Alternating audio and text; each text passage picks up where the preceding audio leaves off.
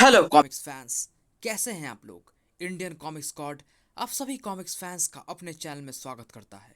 दोस्तों, इस बार मैं आपके लेकर आया हूं अब मरेगा परमाणु सीरीज की पांचवी और अंतिम कॉमिक्स, अब मरेगा परमाणु का वॉइस ओवर। फ्रेंड्स, इसके पहले की चार कॉमिक्स अंगार, गुणाकर, शिकार और फंदेबाज का वॉइस ओवर मैंने चैनल में दे रखा है। लिंक मैंने डिस्क्रिप्शन में दे दिया है, अब वहां से जाकर देख सकते हैं। तो चलिए दोस्तों, शुरू करते हैं। भारत की अत्यधिक सुरक्षित जेल काला पानी।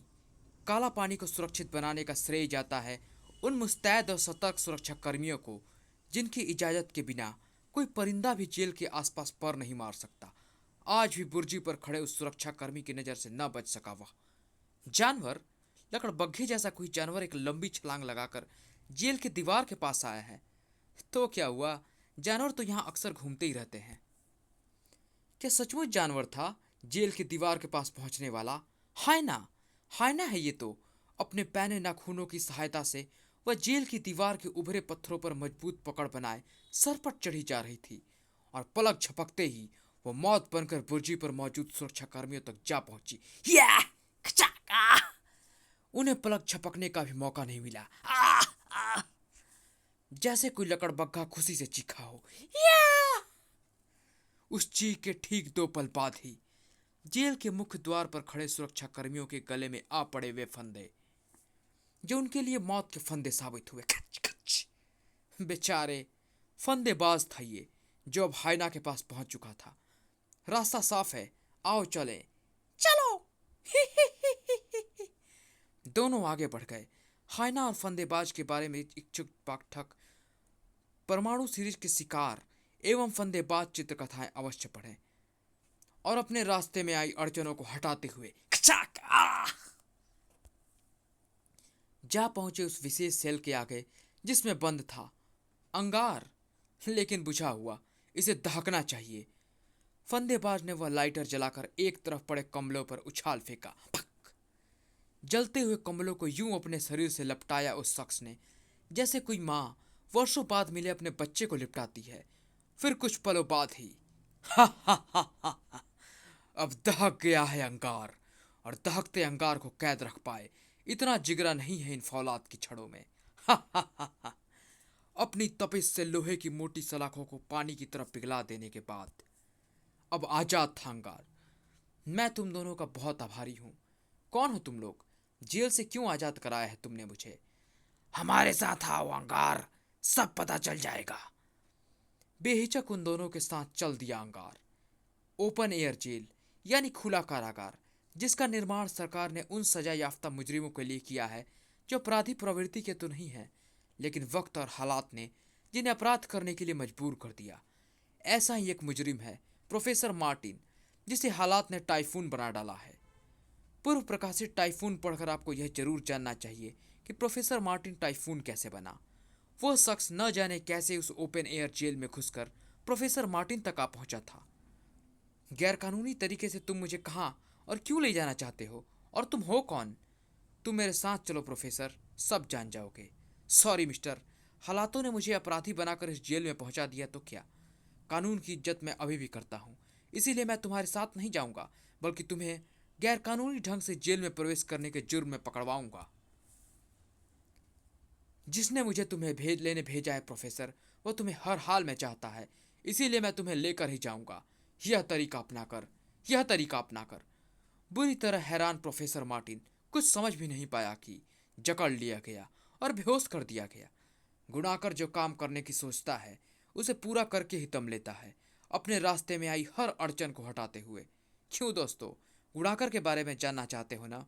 ठीक है, जाइए और पढ़िए परमाणु सीरीज की कॉमिक्स गुणाकर। फ्रेंड्स, इसका वॉइस ओवर मैंने चैनल में दे रखा है। इंस्पेक्टर विनय, ओह उफ। ओपन एयर जेल के गार्डों के कथन से यह साबित होता है कि प्रोफेसर सर मार्टिन को गुणाकर ले गया है, और यहाँ के सबूत बताते हैं कि इस जेल में कैद अंगार को छुड़ा कर ले गए हैं फंदेबाज और हायना।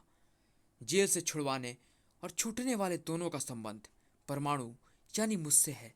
इसका मतलब जरूर कहीं ऐसी योजना बन रही है जिसका निशाना परमाणु है। लेकिन अभी तक ये समझ में नहीं आया वे प्रोफेसर मार्टिन को अपने साथ क्यों ले गए। वो तो परमाणु और इंस्पेक्टर विनय का शुभचिंतक है, क्योंकि उनकी वजह से उसके दो बच्चे। सर, आपके लिए मैसेज। वायरलेस लेकर कान से लगाते ही उछल पड़ा विनय। ओ क्या? ओह, ओह नो, ये नहीं हो सकता। ठीक है, मैं अभी आ रहा हूँ। क्या हुआ इंस्पेक्टर? पता चल जाएगा, आओ मेरे साथ। आंधी तूफान से जीप को भगाता इंस्पेक्टर जल्द ही। ओह नो, इनका चेहरा बुरी तरह विकृत है, लेकिन मैं इन्हें अच्छी तरह पहचानता हूँ। ये तो प्रोफेसर मार्टिन के बच्चे पिंकू और वीनी हैं। उफ, इनकी हालत कैसे की? और मैंने तो इन्हें हॉस्टल में छोड़ रखा था। ये यहाँ कैसे? उफ। अपने घूमते हुए सिर को पकड़कर बैठ जाना पड़ा इंस्पेक्टर विनय को। उफ, ये क्या हुआ? मैं प्रोफेसर मार्टिन को क्या जवाब दूंगा? संभालो अपने आप को विनय। मेरा दिल कहता है कि तुम्हारे खिलाफ कोई गहरा षड्यंत्र रचा जा रहा है। जेलों से प्रोफेसर मार्टिन और अंगार का अपहरण और इन मासूमों की हत्या उसी षड्यंत्र का ही एक हिस्सा है। मेरी तो कुछ समझ में नहीं आ रहा है ममता। इन मासूमों की हत्या ने मेरे दिमाग की चूल्हे हिलाकर रख दी हैं। मेरी समझ में बहुत कुछ आ रहा है। जो षड्यंत्र तुम्हारे खिलाफ रचा जा रहा है, मैं उसका पर्दाफाश करके ही रहूंगी। ममता का सोचना कितना सही था। जाने कहाँ अंधेरे कोने में चलती इस फिल्म को देखकर अंदाजा लगाया जा सकता था। किन बच्चों की लाशें हैं ये? मैं इन्हें क्लोजअप शॉट में एक्सपोज करता हूँ, खुद ही पता चल जाएगा। वैसे इनका नाम पिंकी और वीनू है। जैसे इन बच्चों की लाशों के चेहरे का क्लोजअप स्क्रीन पर आया, वैसे ही नहीं, वह चीख हॉल की दरों दीवारों को कंपाती चली गई और पानी व तूफान के मिले जुले उस रूप ने वहां जलजिला ला दिया, जिसका नाम था टाइफून। नहीं नहीं, मेरे बच्चों को कुछ नहीं हो सकता, नहीं। उफ, इसे रोको, वरना यही हम सबकी समाधि बन जाएगी। हलक फाड़ कर चीखा वह शख्स। टाइफून, प्लीज अपने सामान्य रूप में आ जाओ। मेरी बात सुनो, पूरी बात सुनो।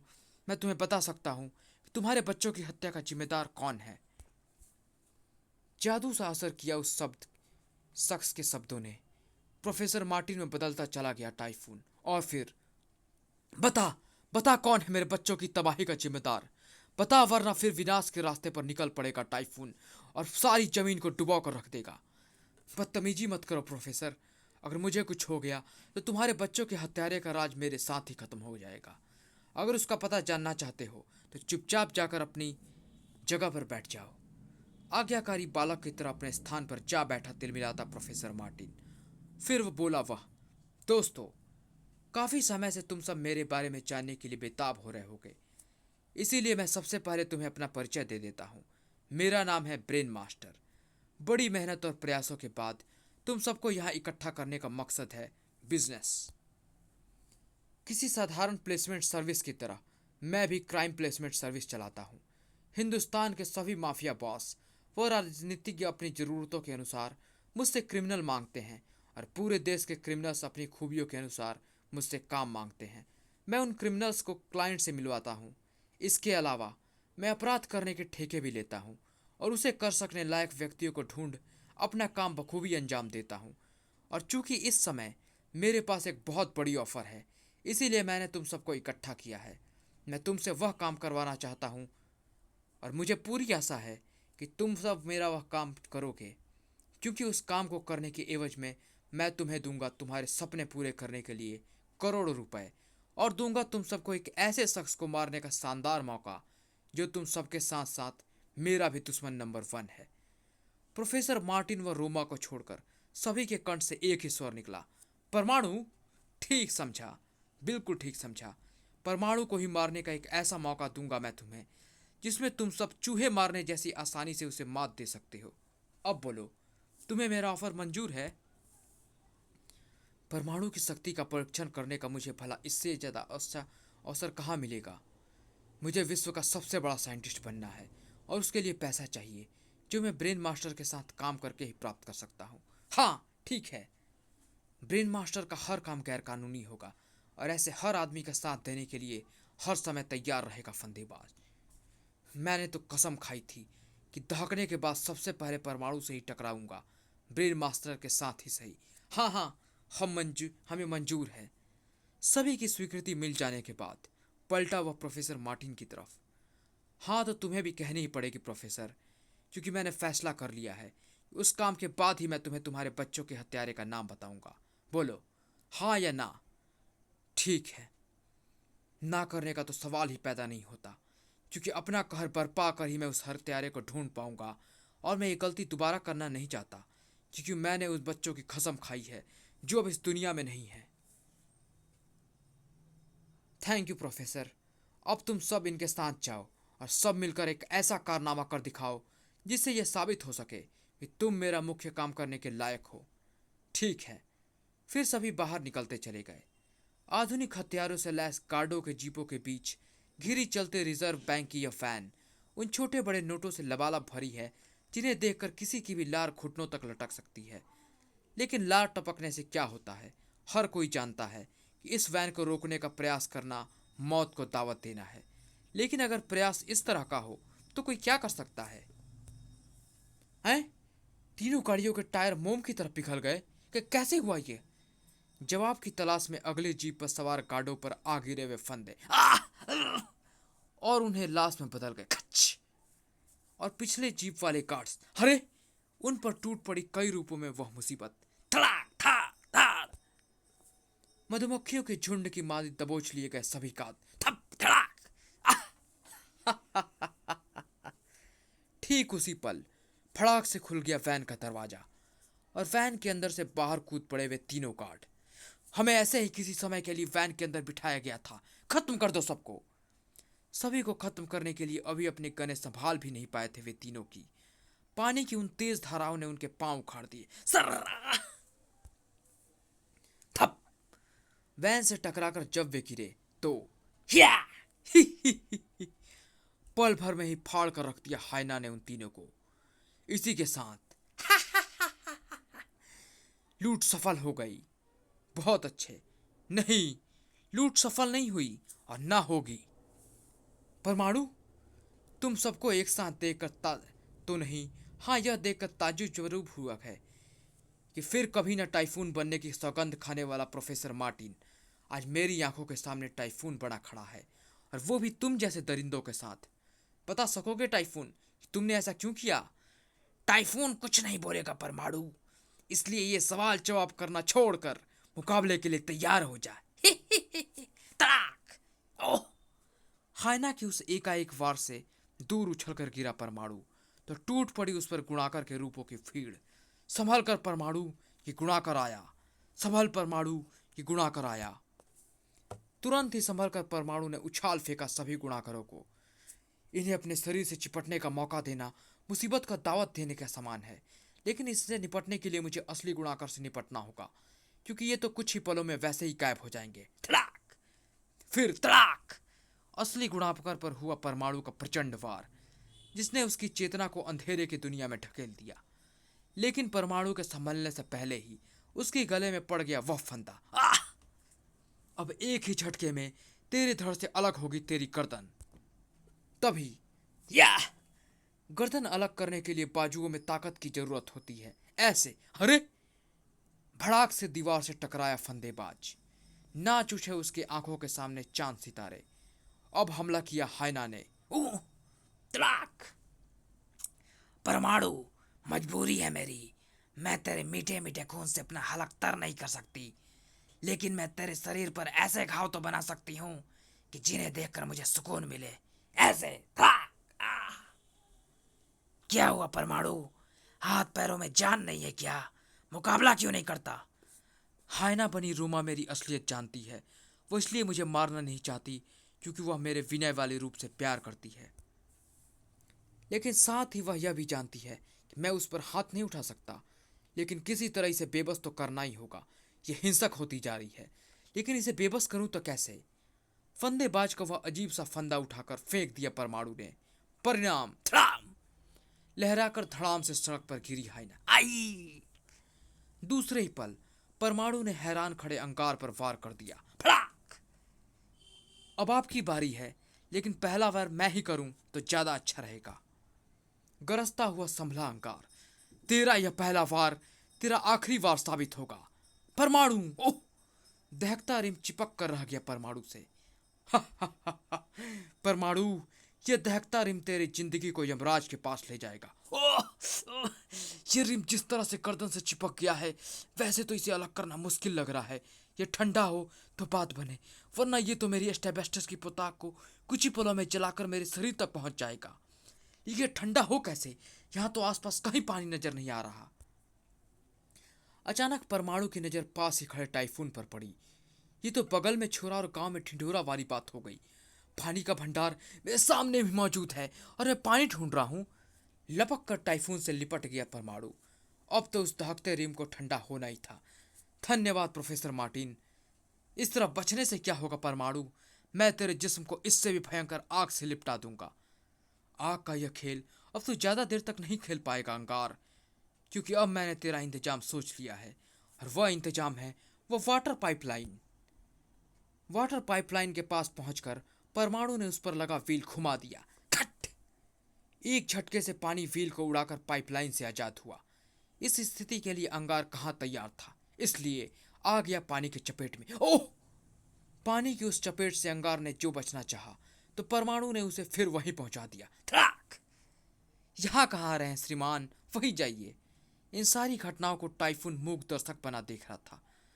पंगा परमाणु अंगार को भी धराशायी करने जा रहा है, और टाइफून खड़ा खड़ा हमारी यह हालत देख रहा है। इसका मतलब वो हमारी तरह परमाणु का दुश्मन नहीं है। उसे परमाणु का दुश्मन बनाना होगा, क्योंकि अब तो वही हमें बचा सकता है। दूसरे ही क्षण गुणाकर चीखा, टाइफून, परमाणु को रोको। अगर ब्रेन मास्टर को तुम्हारे इस रवैये का पता चल गया तो वह तुम्हें तुम्हारे बच्चों के हत्यारे का पता कभी नहीं बचाएगा। गुणाकर के शब्दों ने जादू सा असर किया। हिचकते हुए सीधे कर दिए टाइफून ने अपने हाथ। इसी के साथ, आह! प्रोफेसर मार्टिन, तुम भी? हाँ परमाणु, मैं भी इन्हीं के साथ हूँ, क्योंकि इनके साथ रहकर ही मैं उस दरिंदे तक पहुंच सकता हूँ जिसने मेरे जिगर के टुकड़ों का कत्ल किया है। ओह! परमाणु ने आगे उखड़ने लगे परमाणु के पांव। इधर संभल गए परमाणु के सभी दुश्मन। उफ! कुछ देर और पानी में रहता तो ठंडा हो जाता मेरा शरीर। या! अब परमाणु पर हुआ चारों का एक साथ हमला। तेरी आत्मा ही छूटी अब इस फंदे से। तेरे खून का कतरा कतरा बहा कर रहूंगी परमाणु। माफ करना परमाणु, मैं चाहकर भी इनसे नहीं बचा सकता तुम्हें। गुड़ा करके हाथ ही मरेगा अब तू। चार चार खुखार दरिंदे, और कहाँ अकेला परमाणु। बुरा हाल तो होना ही था उसका। स्कैच! फक! आ! अब परमाणु पर अंतिम वार ही करना था अंगार, गुड़ाकर और फंदेबाज ने, कि चीख पड़ी हायना। रुक जाओ! परमाणु को अगर तुमने इतनी आसानी से मार दिया तो इसे तड़प तड़प का मरता देखने का मजा कैसे आएगा? भला मैं इसे अपनी आंखों के सामने मरना कैसे देख सकती हूँ? मैं चाहती हूँ कि इसे बचने का एक चांस जरूर मिले। शैतानी चमक उभर आई फंदेबाज की आंखों में। ठीक कहा हायना ने, परमाणु को तो सचमुच तड़प तड़प कर ही मरना चाहिए। इस वैन को नोटों से खाली करो, मैं इसको तड़पा तड़पा कर मारने का इंतजाम करना हूँ। कुछ देर बाद ही खा खा क्यों परमाणु का इस तरह मरना तो तुम्हें पसंद है ना? लेकिन अब बकवास नहीं, चलो हमारे साथ। हायना को लगभग खींचते हुए वहां से ले जाते रवाना हुए सभी। पीछे छोड़ गए परमाणु को ठीक मौत के मुंह में फंसाकर। इस स्थिति में 100% मौत है मेरी। भारी वैन जिस रस्सी से बंधी हुई है वह किसी भी समय पूरी जल जाएगी, और वैगन के नीचे गिरने की वजह से मेरी चटनी बन जाएगी। ऐसी स्थिति में प्रोफेसर ही कुछ कर सकते हैं, लेकिन वे कुछ कर क्यों नहीं रहे? क्या बात है? तभी परमाणु को सुनाई दी प्रोफेसर की आवाज़। परमाणु, ये मैं बोल रहा हूँ। तुम जिस स्थिति में फंसे हो मुझे उसकी पूरी खबर है। मैं तुम्हें ट्रांसमिट करने की कोशिश कर रहा हूँ। थैंक यू प्रोफेसर, जल्दी कीजिए। कुछ पल बाद ही परमाणु को प्रोफेसर की घबराई आवाज़ सुनाई दी। सब गड़बड़ हो गई परमाणु। ट्रांसमिशन स्विच इन मौके पर जाम हो गया है। अब मैं अपनी तरफ से तुम्हें ट्रांसमिट नहीं कर सकता, लेकिन तुम घबराना मत। मैं अभी प्रलयंका को तुम्हारी सहायता के लिए भेज रहा हूँ। उफ! जल्दी जल्दी कीजिए प्रोफेसर, मौत मुझसे कुछ ही पल की दूरी पर है। घबराना नहीं परमाणु, मैं तुमसे संबंध विच्छेद करके प्रलयंका से संबंध बनाता हूँ। मैं उसे भेज रहा हूँ परमाणु, मैं उसे भेज रहा हूँ। मस्तिष्क में चुप्पी छाने के साथ ही परमाणु को मौत फिर सामने दिखाई देने लगी। रस्सी किसी भी पल पूरी जल सकती है। मैं प्रलयंका के पहुंचने की प्रतीक्षा नहीं कर सकता। मौत से बचने के लिए मुझे खुद ही कुछ करना होगा। लेकिन क्या? इस स्थिति में तो मैं हाथ पांव हिलाकर कुछ भी नहीं कर सकता, क्योंकि वे बंधे हुए हैं, लेकिन मेरा मुंह तो खुला हुआ है। शायद शायद उसी से कुछ हो सकता है। दूसरे ही पल परमाणु बंदर की भांति खौखिया उठा। इस तरीके से जो चमत्कार होने की मुझे आशा है, उसकी चांस तो 1% है, लेकिन क्या पता ये 1% बाकी 99% पर हावी हो जाए। परमाणु के साथ साथ बंदरों ने भी चीखना शुरू कर दिया। परमाणु और तेजी से चीखने लगा। इसी के साथ बंदरों का भी क्रोध बढ़ता चला गया। अब तो उन्होंने गुस्से में चीखते परमाणु पर आम फेंकना शुरू कर दिया। उधर जलती रस्सी किसी भी पल टूट सकती थी। इधर परमाणु पर अब बंदरों द्वारा फेंके गए आमों की वर्षा सी हो रही थी। आखिर टूट ही गई वह रस्सी और भारी वैगन चल पड़ी परमाणु को चटनी की तरह पीसने के लिए। लेकिन वैगन परमाणु तक पहुंच पासी उससे पहले ही बंदरों द्वारा फेंका गया एक आम परमाणु के बेल्ट के स्विच तक जा टकराया। खट! परमाणु को ट्रांसमिट करने वाला स्विच था वह, और परमाणु ट्रांसमिट हो गया था। मौत के क्षण के उस हिस्से से पहले जो शायद एक क्षण का 1000वां हिस्सा था। ब्लम! उफ, राम की तरह वानर सेना ने आज मुझे भी एक बहुत बड़ी मुसीबत से बचा लिया। ठीक तभी आ पहुंची प्रलयंका। परमाणु, मुझे आने में कुछ पलों की देर हो गई। तुम ठीक तो हो ना परमाणु? कैसे बचे तुम? आज तो भगवान ने ही बचाया है मुझे प्रलयंका। खाओ खाओ खाओ खाओ। अभी कुछ क्षण पहले जो घटना मेरे साथ घटी है, उसने साबित कर दिया है कि इस दुनिया में भगवान है और हमारे आसपास ही कहीं है। फिर प्रलयंका को सारी बात बताकर बोला परमाणु, तुमने आने में देर क्यों कर दी? कहाँ थी तुम? शहर से बाहर अपेक्स बोर्डिंग स्कूल में टाइफून के बच्चों के गायब होने की इन्वेस्टिगेशन करने गई थी मैं वहाँ। ओह, कुछ पता चला? हाँ, स्कूल के प्रिंसिपल कहते हैं कि बच्चों के गायब होने से पहले एक व्यक्ति यह कहकर उनसे मिलने आया था कि उसे तुमने यानी इंस्पेक्टर विनय ने बच्चों का हालचाल जानने भेजा है। सभी को शक है कि बच्चों के अपहरण और उनकी हत्या के पीछे उसका ही हाथ है। हो सकता है, लेकिन वह था कौन? कुछ पता चला? कुछ खास नहीं। प्रिंसिपल ने सिर्फ इतना नोट किया था कि वो आदमी जब उनके आंखों के सामने रहा, वो अपने मूंछों की बाल को उखाड़ने के अंदाज में खींचता रहा। ये उसकी आदत रही होगी, लेकिन इससे शायद उसका कुछ पता चले।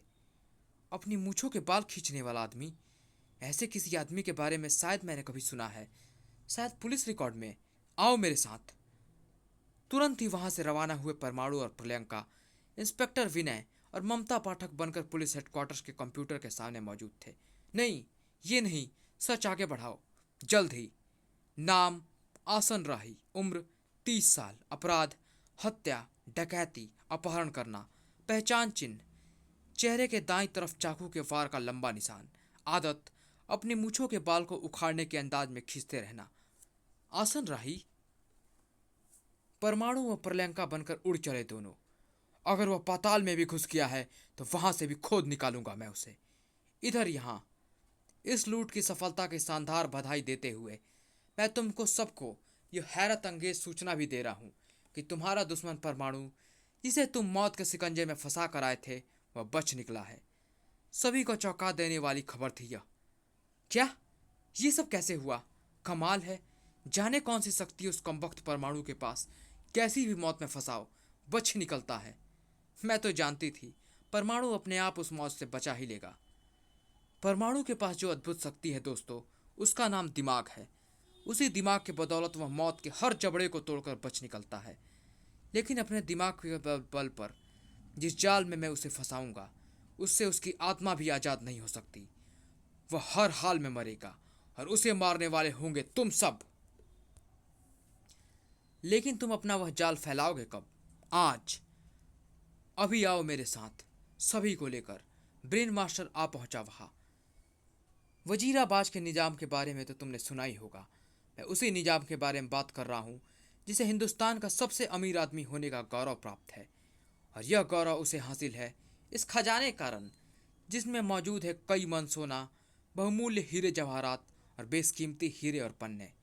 फिलहाल यह खजाना निजाम की मिल्कियत है, लेकिन आने वाले दिनों में ऐसा नहीं होने वाला, क्योंकि सरकार ने इस खजाने का अधिग्रहण करने का फैसला कर लिया है।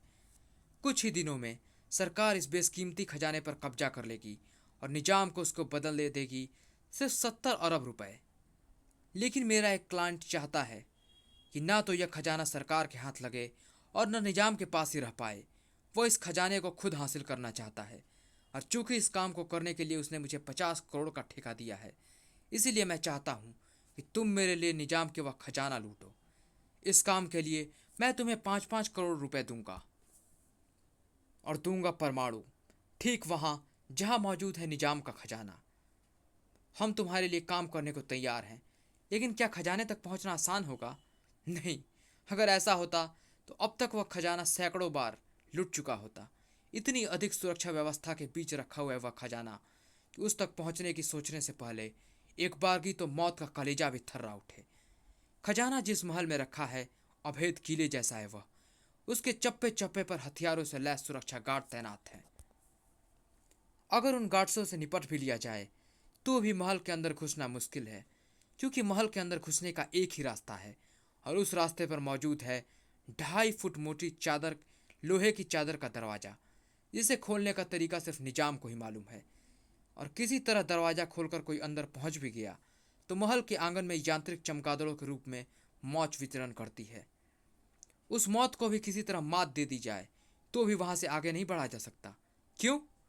क्योंकि वहां से खजाने तक पहुंचने के लिए बड़े हाल को पार करना होगा, जिसकी दूरी ईंटें दीवारें ईंट पत्थर की नहीं बल्कि ना पिघलने वाली ठोस बर्फ की बनी हुई है। इस हॉल के फर्श पर अलग अलग रंग के त्रिभुज बने हुए हैं। उन्हीं से होकर उस हॉल को पार किया जा सकता है, लेकिन ऐसा वही कर सकता है जो इन त्रिभुजों को जानता हो, क्योंकि गलत त्रिभुज पर पांव पड़ने का मतलब है उस हॉल में एक बेहद तेज कर्कश ध्वनि होना।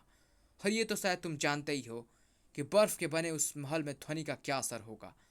तेज ध्वनि के प्रभाव से बर्फ का बना पूरा महल भरभरा कर गिर पड़ेगा और वहां मौजूद व्यक्तियों की समाधि बना देगा। ओह, इतना मुश्किल है? हाँ, इन सब के बाद तुम पहुंच सकोगे खजाने तक। अब बताओ, कैसे मात दोगे मौत रूपी इन मुसीबतों को? इन मुसीबतों को मात देना हमारा काम है। तुम यह बताओ, जब खजाने तक पहुंचना इतना मुश्किल है तो परमाणु वहां कैसे पहुंचेगा? ये सोचना मेरा काम है। मैंने तुम्हें बता दिया है कि परमाणु वहीं मिलेगा। और मेरे बच्चों के हत्यारे का नाम? वह भी तुम्हें वहीं पता चलेगा। मैं तुम्हारे गले में एक लॉकेट डाल दूंगा जो असल में एक माइक्रोफोन होगा। उस पर मैं तुम्हें उस हत्यारे का पता बताऊंगा। इसीलिए फिलहाल तुम सिर्फ खजाना हासिल करने की सोचो। अगर तुमने वहां हत्यारे का नाम नहीं बताया तो इस शहर के तबाह होने से पहले सबसे पहली लाश तेरी गिरेगी ब्रेन मास्टर। यहाँ परमाणु और प्रलयंका। थड़ाक, थड़ाक, फाड़। एक पल बाद ही आसान राही को अपने फौलादी सिकंजे में दबाए भेड़िए से गुर्रा रहा था परमाणु।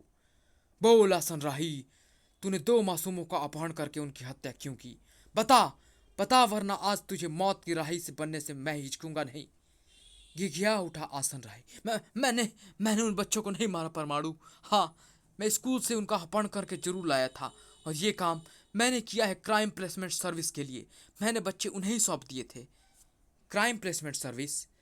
अगर तूने मुझसे झूठ बोला आसन राही तो समझ ले तेरी जिंदगी के बहुत कम दिन बाकी हैं। आओ प्रलयंका, अब हमारा निशाना होगा क्राइम प्लेसमेंट सर्विस। तभी परमाणु के मस्तिष्क में गूंजी वह आवाज। परमाणु, तुम मेरी आवाज सुन रहे हो ना?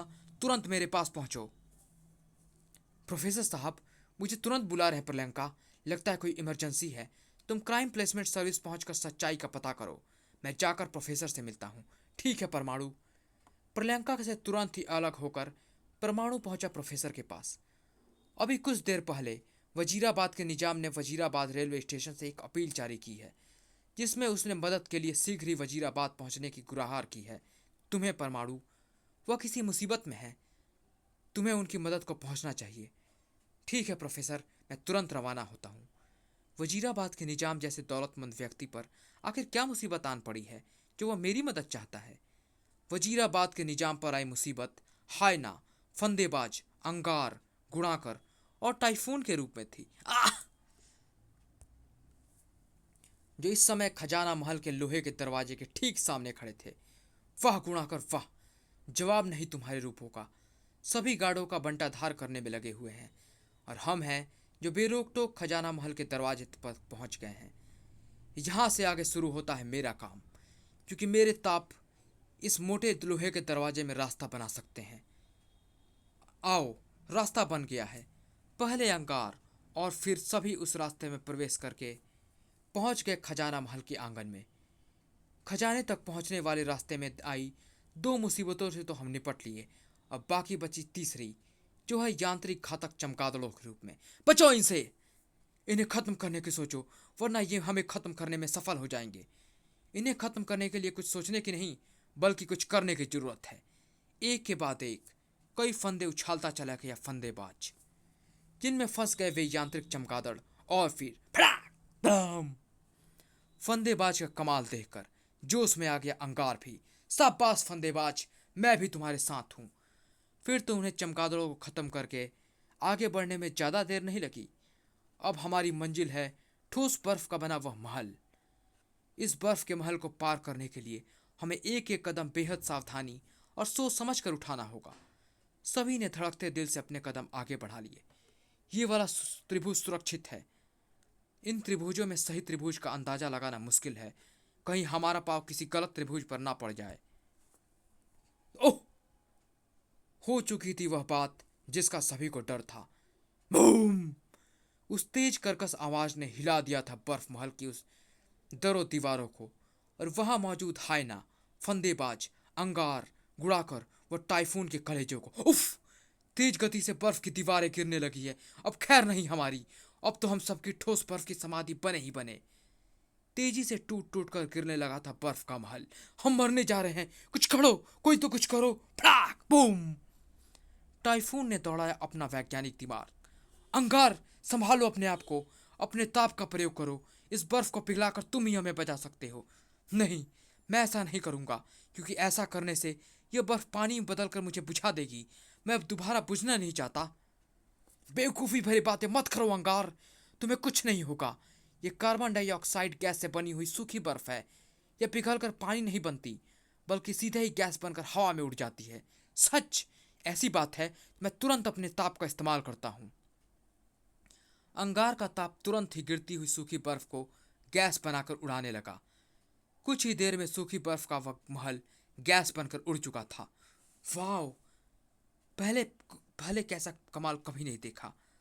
अब हम इन त्रिभुजों पर जैसे चाहे गुजर सकते हैं, क्योंकि जब बर्फ का महल ही नहीं रहा तो हम पर गिरेगा क्या, और उस दरवाजे के पीछे हमें मिलेगा खजाना। उफ! इतना विशाल खजाना!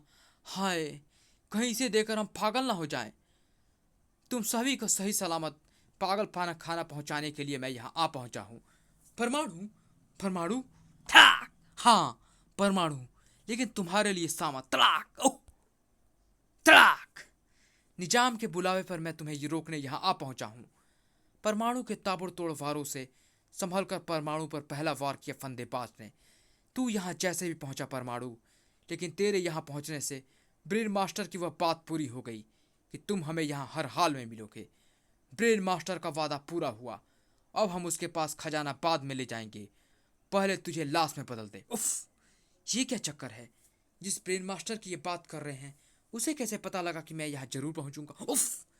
ये बाद में सोचूंगा, पहले इनसे निपटूं, वरना ये लाश में बदल डालेंगे मुझे। लेकिन परमाणु से के कुछ कर पाने से पहले ही हायना ने एक झपट्टा मारकर खींच ली परमाणु के बेल्ट। इसी बेल्ट से सभी कारनामे करते हो ना तुम, हायना? उफ! स्तब्ध रह गया परमाणु, बेहद तेजी से बचा उस वार से जिसने हायना को अपने चपेट में ले लिया था। था! हायना तो बेचारी गई कुछ देर के लिए। परमाणु ने कुछ देर डटकर उनसे मुकाबला किया, लेकिन कहाँ ठहर पाता उस अकेला असाधारण शक्तियों के मालिक उन चारों दरिंदे के सामने। अब मरेगा परमाणु। अंगार मुझ पर वार करने जा रहा है, उसके वार की बदौलत मैं इस मुश्किल से बच सकता हूँ। शाबाश, यूं ही मजबूती से जकड़े रहो इसे। उधर अंगार ने अपने हाथ में थमे पिघले पीतल के मर्तबान को परमाणु की तरफ उछाला। इधर परमाणु ने अपनी सारी शक्ति संजोकर उस रस्सी को तेज झटका दिया जिसे असली गुड़ाकर ने पकड़ रखा था। परिणाम धड़ाक! परमाणु से टकराने वाली मुसीबत गुड़ाकर की बैटरी से टकराई। अरे, मेरी बैटरी नष्ट हो गई। मेरा प्लान काम कर गया। मैं बैटरी को नष्ट करने में सफल रहा। और साथ ही गायब होते गुणाकर के इन रूपों से आजाद होने में भी। अब अपने शरीर से निकालूं ये फंदे, ताकि जिसका जूता उसी के सर वाली कहावत चरितार्थ कर सकूं। फंदेबाज को उसी में फंदों में फंसाए में व्यस्त हो गया परमाणु। परमाणु को खत्म करने के लिए यह अवसर एकदम ठीक रहेगा। तभी कुछ देर के लिए वह उस खतरे से बेखबर हो गया। अंगार द्वारा फेंका गया वह पिघला पड़ा संदूक परमाणु पर मौत बनकर गिरता। अगर पानी की वह मोटी तेज धार बीच में ना आ जाती तो छपाक! फिर कनी किसी तेजी से गुजरा उधर घूमा अंगार, जिधर से पानी की धार आई थी, तो हस्तप्रभ रह गया। टाइफून, तुमने बताया परमाणु को मौत के मुंह में जाने से। लगता है तुम अपने बच्चों के हत्यारे का नाम नहीं जानना चाहते। नहीं, अभी भी पहले की तरह बेताब हूं मैं उस नाम को जानने के लिए। लेकिन अब मैंने फैसला कर लिया है, मैं वह नाम परमाणु को खोकर हरगिज नहीं जानूंगा। मेरे बच्चों का हत्यारा मिले ना मिले मुझे, लेकिन मैं परमाणु का हत्यारा नहीं बनूंगा। तभी गूंज उठी टाइफून के लॉकेट में से वह आवाज, ऐसा तुम्हें करना ही होगा टाइफून। तुम्हें अपने हाथ से ही परमाणु को मौत देनी होगी। जानते हो क्यों? क्योंकि तुम्हारे बच्चों का हत्यारा और कोई नहीं, परमाणु ही है। जहां परमाणु हक्का बक्का रह गया वह सब सुनकर, वहीं टाइफून हलक फाड़ कर चीखा, नहीं, ऐसा नहीं हो सकता। ऐसा ही है टाइफून, ऐसा ही है।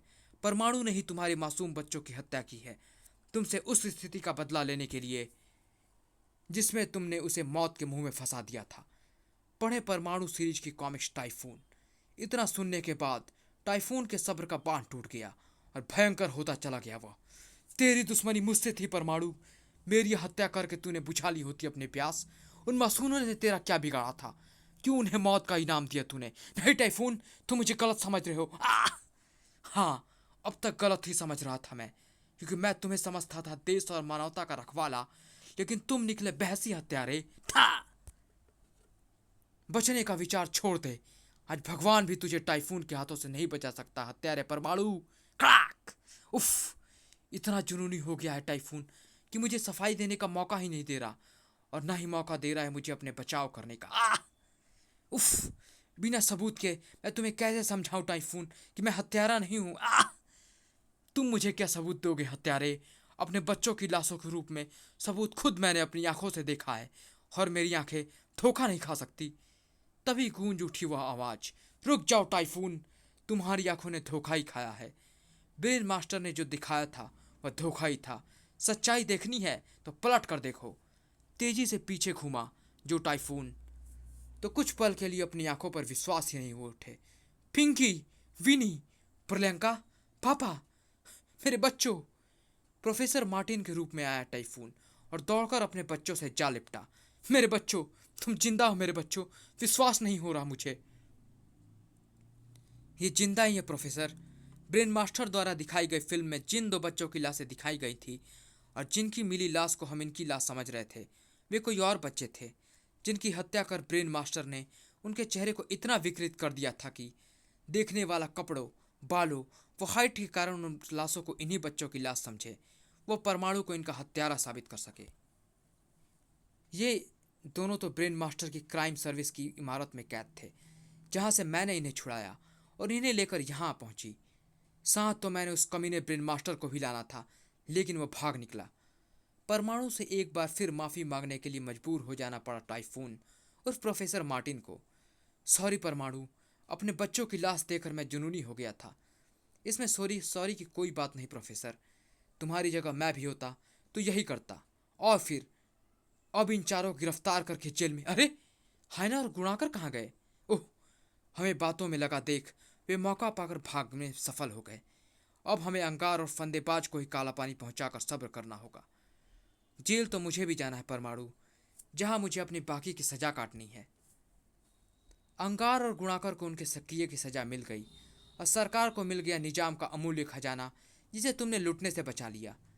खजाने से ही याद आया परलंका, अभी एक अपराधी और बच रह गया है, और वह शख्स है जिसने प्लेसमेंट सर्विस के करता धरता ब्रेन मास्टर को खजाना लूटने का ठेका दिया था।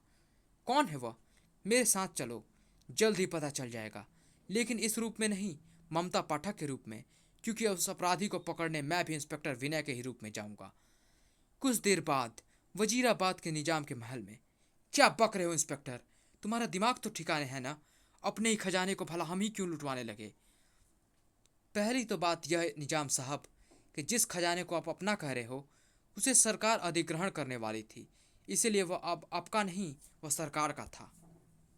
दूसरे, आप उसे लुटवाना इसलिए चाहते थे कि सरकार आपको सिर्फ 70 अरब रुपए दे रही थी, इसीलिए अपने उस खजाने को सरकार को सौंपने के बजाय लुटवाने की सोची, ताकि दुनिया की नज़र में आपका खजाना लुट जाए और आप अपने आप को दिवालिया घोषित कर सके। इसीलिए आपने 50 करोड़ में उस खजाने को लुटवाने का ठेका ब्रेन मास्टर को दिया, और साथ ही उस दिए खजाने तक पहुंचने वाले रास्तों के खुफिया नक्शे, जिनसे होकर खजाने तक पहुंचा जा सकता था। क्यों निजाम साहब, यही बात है ना?